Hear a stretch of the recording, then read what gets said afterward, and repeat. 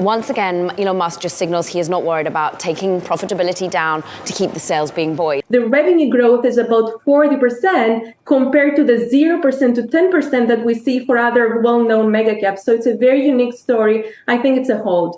It's collecting data and sending it to Dojo. Dojo is getting that video data. It's labeling it like, what is this, a car? This is a sign. This is a human being. It then learns how to interact with that person or thing.